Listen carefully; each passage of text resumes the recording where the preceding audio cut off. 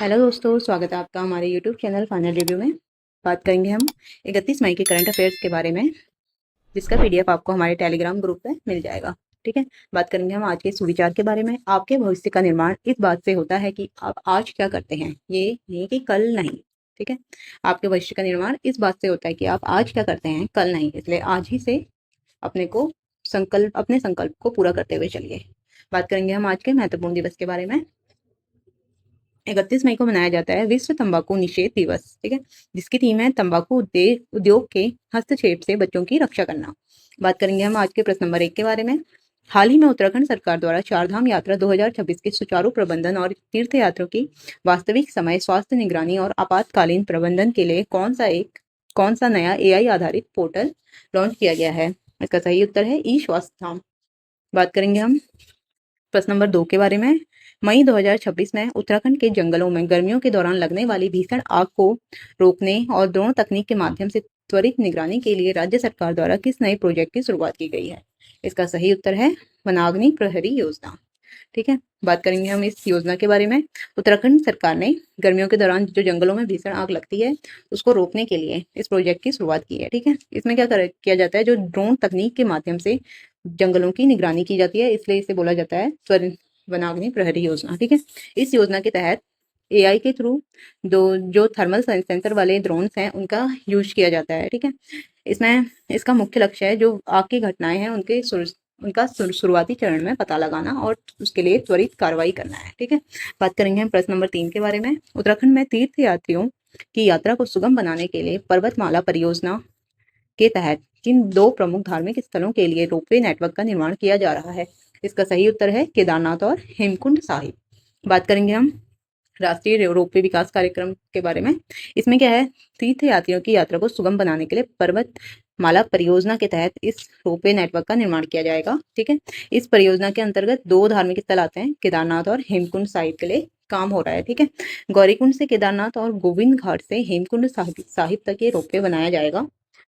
इससे क्या होगा, जो पैदल यात्रा का समय है वो कम होगा और अगर खराब मौसम की परिस्थितियां हैं उसमें भी क्या होगा, सुरक्षित यात्रा का विकल्प मिलेगा यात्रियों को। बात करेंगे हम प्रश्न नंबर 4 के बारे में। उत्तराखंड सरकार द्वारा राज्य की पारंपरिक शिल्प और हथकरघा उत्पादों को राष्ट्रीय व वैश्विक बाजार तक पहुंचाने के लिए मई 2026 में किस नए ई कॉमर्स प्लेटफॉर्म की शुरुआत की गई है। इसका सही उत्तर है हिमाद्री मार्ट की। ठीक है। बात करें हम Himadri mart e commerce platform के बारे में। इसमें क्या है, जो पारंपरिक शिल्प और हथकरघा उत्पाद है उनको बढ़ावा देने के लिए ये ई कॉमर्स प्लेटफॉर्म शुरू किया गया है। ठीक है। इसमें क्या है, राष्ट्रीय और वैश्विक बाजार तक पहुंचने के लिए इस हिमाद्री मार्ट पोर्टल का इस्तेमाल किया जाएगा। ठीक है। इसमें जो स्थानीय महिलाएं हैं उनका जो स्वयं सहायता ग्रुप है और जो कारीगरों का उत्पाद है उनको सीधे क्या किया जाएगा, खरीदारों तक पहुंचाया जाएगा। इसका जो मुख्य उद्देश्य है वो है कि जो बिचौलियां हैं उनकी भूमिका को खत्म करना और ग्रामीण की अर्थव्यवस्था को डिजिटल रूप से सशक्त करना है। ठीक है। बात करेंगे हम प्रश्न नंबर 5 के बारे में। हाल ही में रक्षा अनुसंधान और विकास संगठन द्वारा उड़ीसा के तट से किस नई पीढ़ी की स्वदेशी हाइपरसोनिक क्रूज मिसाइल का सफल प्रायोगिक परीक्षण किया गया है। इसका सही उत्तर है HSTDV अग्नि। ठीक। बात करेंगे हम इस हाइपरसोनिक मिसाइल के बारे में। ये डीआरडीओ द्वारा उड़ीसा के तट पर क्या किया था, इसका सफल प्रायोगिक परीक्षण किया गया था। ठीक है। ये क्या है, एक हाइपरसोनिक क्रूज मिसाइल है।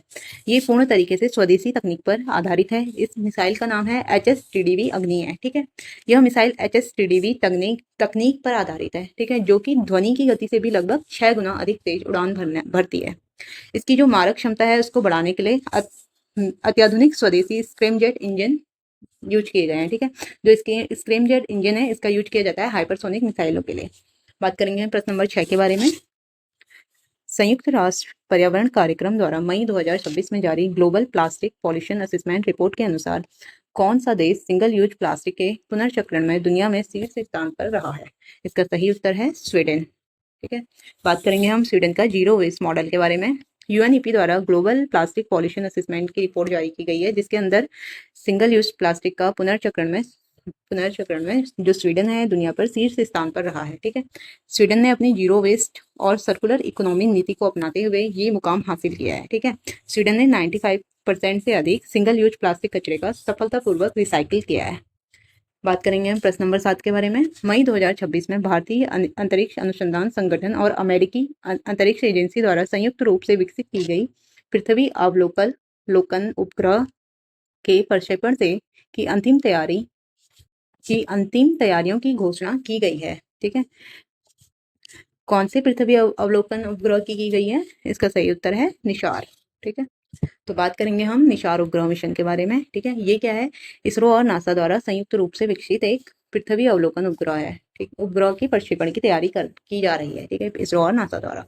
ये क्या करेगा? इस पृथ्वी अवलोकन उपग्रह का नाम क्या किया गया है? रखा गया है निशार रखा गया है। ठीक है, ये इसमें दो अलग अलग टाइप के रडार यूज किए गए हैं, एल बैंड और एस बैंड।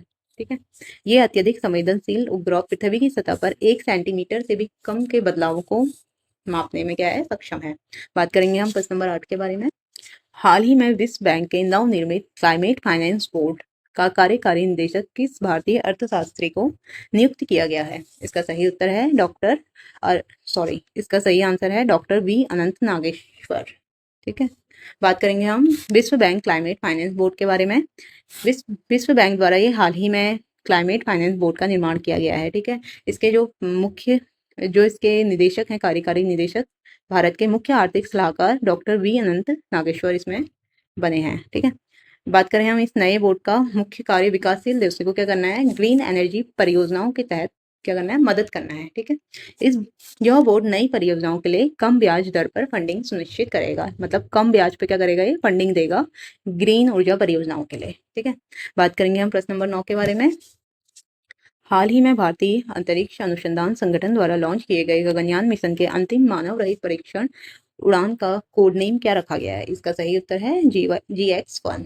ठीक है, बात करेंगे हम गगनयान परीक्षण उड़ान GX-1 के बारे में। ये इसरो ने अपने गगनयान मिशन के तहत अंतिम मानव रहित परीक्षण उड़ान का सफलतापूर्वक परीक्षण किया है। इस परीक्षण उड़ान का कोड नेम क्या है? GX-1 है। इसका उद्देश्य है अंतरिक्ष यात्रियों को भेजने से पहले मिशन की सुरक्षा और प्रणालियों की सटीकता से जांच करना है। ठीक है, इस परीक्षण में व्योममित्र नामक ह्यूमनॉइड रोबोट का भेजा गया है अंतरिक्ष में। ठीक है, बात करेंगे हम प्रश्न नंबर 10 के बारे में। अंतर्राष्ट्रीय बुकर पुरस्कार 2026 से हाल ही में किस लेखिका को उनके अनुवादित उपन्यास के लिए सम्मानित किया गया है? इसका सही उत्तर है मारिया नवारो को। ठीक है, बात करेंगे हम अंतर्राष्ट्रीय बुकर पुरस्कार 2026 के बारे में। ये वर्ष 2026 का अंतर्राष्ट्रीय बुकर पुरस्कार प्रदान किया गया है। ठीक है, प्रतिष्ठित अंतर्राष्ट्रीय बुकर पुरस्कार किसको दिया गया है? मारिया नवारो को। ठीक है, यह सम्मान उनकी बहुचर्चित उपन्यास के अंग्रेजी अनुवाद के लिए दिया गया है। ठीक है, इस पुरस्कार की क्या विशेषता है? ये पुरस्कार राशि लेखिका और जो अनुवादक है उसको आपस में 50-50 रूप से बांटी जाती है, समान रूप से बांटी जाती है। ठीक है, बात करेंगे हम प्रश्न नंबर 11 की।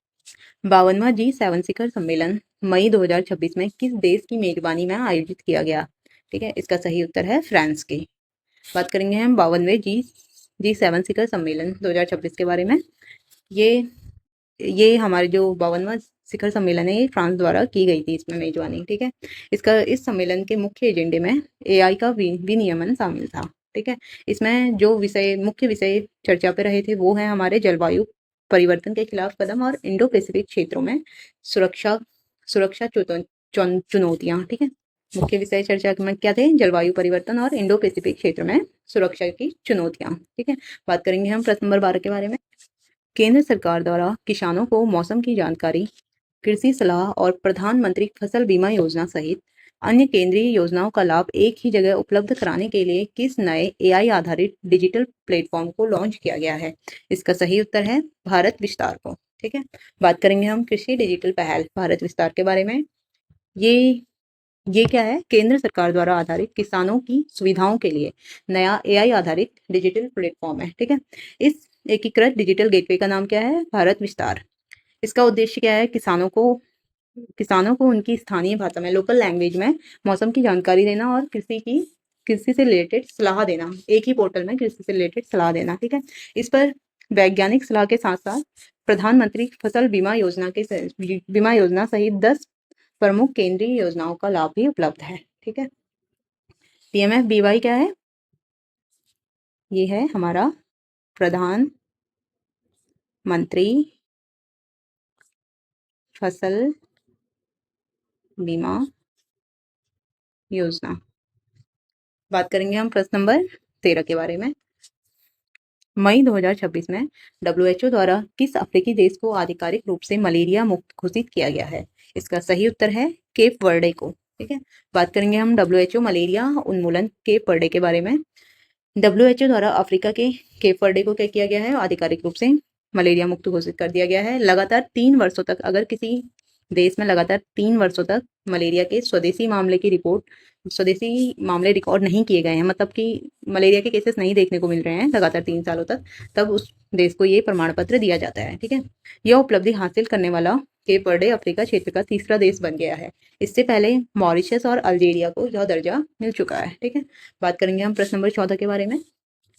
हाल ही में भारत के किस एक्सप्रेसवे पर वन्य जीवों की सुरक्षा के लिए एशिया का सबसे लंबा 12 kilometre elevated wild life corridor पूरी तरह से चालू कर दिया गया है? ठीक है, इसका सही उत्तर है दिल्ली देहरादून एक्सप्रेसवे। बात करेंगे हम Delhi Dehradun expressway wild life corridor के बारे में। ये वन्य जीवों की सुरक्षा के लिए पूरी तरीके से चालू कर दिया गया है। ठीक है, दिल्ली देहरादून एक्सप्रेसवे जो कि दिल्ली और देहरादून के बीच में है। बात करेंगे हम ये कॉरिडोर क्या है? 12 किलोमीटर लंबा है और एशिया का सबसे लंबा वाइल्ड लाइफ कॉरिडोर है। ठीक है, यह कॉरिडोर राजाजी नेशनल पार्क और शिवालिक रिजर्व फॉरेस्ट के इको सेंसिटिव जोन से होकर गुजरता है। इस कॉरिडोर का निर्माण वन्य जीवों की सुरक्षित आवाजाही के लिए सुनिश्चित किया गया है। ठीक है, जो ये कॉरिडोर है वन्य जीवों के लिए सुनिश्चित किया गया है, जिसमें क्या है, ये एलिवेटेड कॉरिडोर है और इसके नीचे जो वन्य जीव है वो अपना आराम से आ जा सकेंगे। बात करेंगे हम प्रश्न नंबर 15 के बारे में। हाल ही में विश्व एथलेटिक डायमंड लीग 2026 के दोहे चरण में पुरुषों की भाला फेंक प्रतियोगिता में नीरज चोपड़ा ने कौन सा पदक जीता है? इसका सही उत्तर है रजत पदक। बात करेंगे हम दोहा डायमंड लीग नीरज चोपड़ा के बारे में। हाल ही में क्या किया गया है? विश्व एथलीट डायमंड लीग 2026 का दोहा चरण सफलतापूर्वक आयोजन किया गया है। ठीक है, जिसमें क्या है, पुरुषों की भाला फेंक प्रतियोगिता में नीरज चोपड़ा ने रजत पदक हासिल किया है। ठीक है, इस शानदार जीत के साथ नीरज चोपड़ा ने 2026 के सीजन की बेहतरीन शुरुआत की है। ये सफलता उनकी मजबूती को दिखाता है आगामी एशियाई खेलों और विश्व चैंपियनशिप के लिए। ठीक है, बात करेंगे हम कल के क्वेश्चन ऑफ द डे के बारे में। मानव शरीर में लाल रक्त कोशिकाओं का मुख्य कार्य क्या है? इसका सही उत्तर है ऑक्सीजन को पूरे शरीर में पहुंचाना। बात करते हैं हम लाल रक्त कोशिकाओं में मौजूद हीमोग्लोबिन फेफड़ों से ऑक्सीजन को बांधकर शरीर के सभी अंगों तक पहुंचाता है। ठीक है, और ऑक्सीजन क्या करता है? शरीर में ऊर्जा बनाने में हेल्प करता है। ठीक है, बात करेंगे हम आज के क्वेश्चन ऑफ द डे के बारे में। ओपन सिस्टम इंटरकनेक्शन मॉडल के संदर्भ में निम्नलिखित में से कौन सा प्रोटोकॉल एप्लीकेशन लेयर पर कार्य नहीं करता है? इसका सही उत्तर आप हमें हमारे कमेंट बॉक्स में दीजिए। ठीक है, थैंक यू, धन्यवाद।